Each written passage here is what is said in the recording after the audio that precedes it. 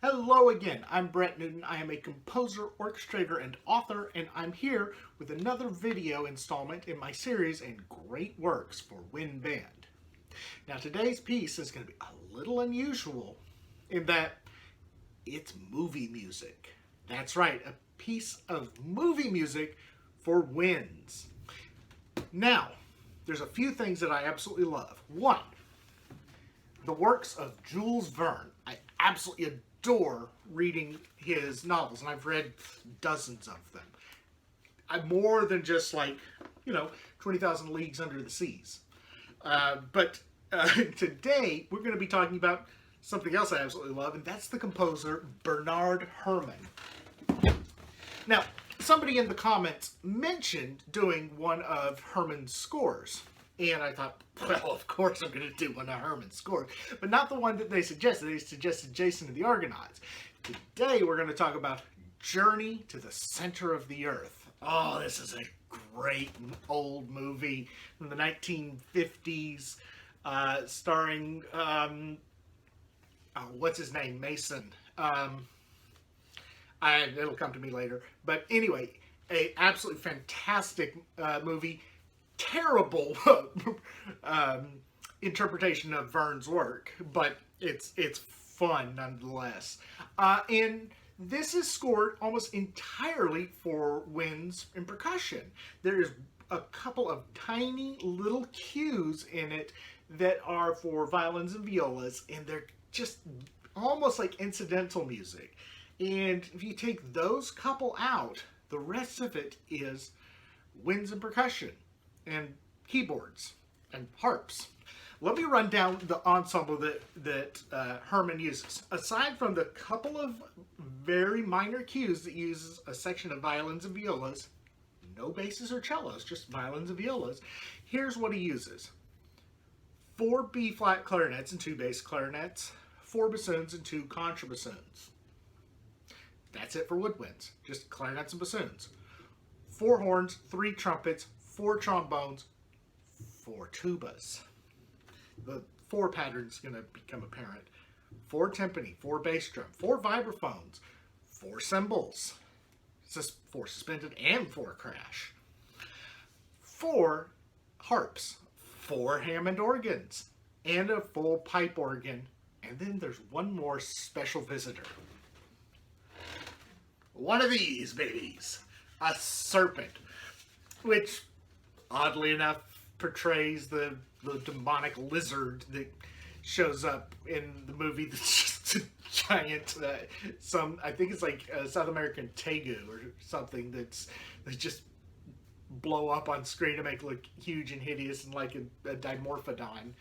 But it's cheesy, but it is wonderful. The serpent sounds hideously out of tune, and it's not a good representation of what the serpent can do, but it is a good representation of an evil reptile. So anyway, this piece of music is absolutely wonderful. It is so colorful.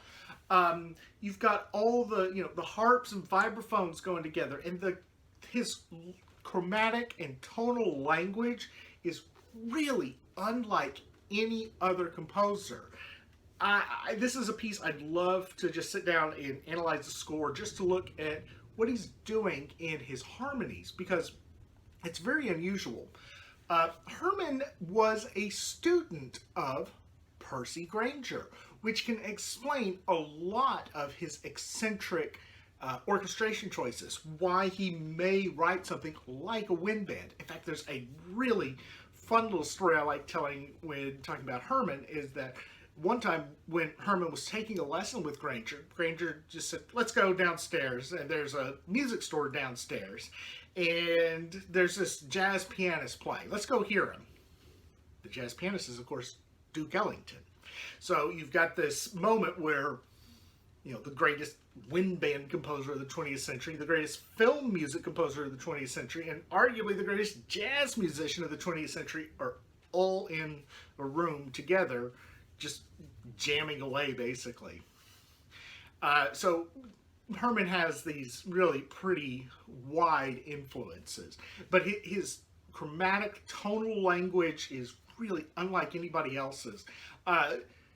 There was a time when he was asked to score the movie Fahrenheit 451, and they were trying to figure out what composer to get. And they said, well, we can get a composer that sounds like today, or we can get Hermann, who's going to sound like tomorrow. Because he was so out there with what he's doing, but yet really listenable. In the 60s when that movie came out, maybe it was the 70s, his music sounded like the music of a far-off time in the future. And you can hear that, except it's almost like music from the remote past with Journey to the Center of the Earth.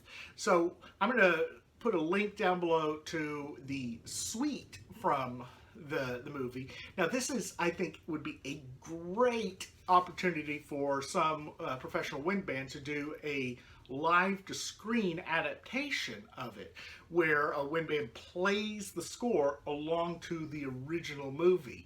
Wind bands don't get to do this because composers don't write wind band music for movies.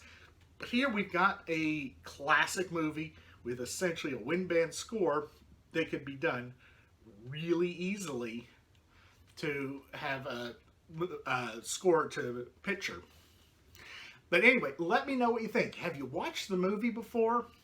Again, I absolutely love Bernard Herrmann. I've studied the score to this piece a time or two. It's just a fun piece. I keep coming back to these fun pieces, but Bernard Herrmann's music is always great.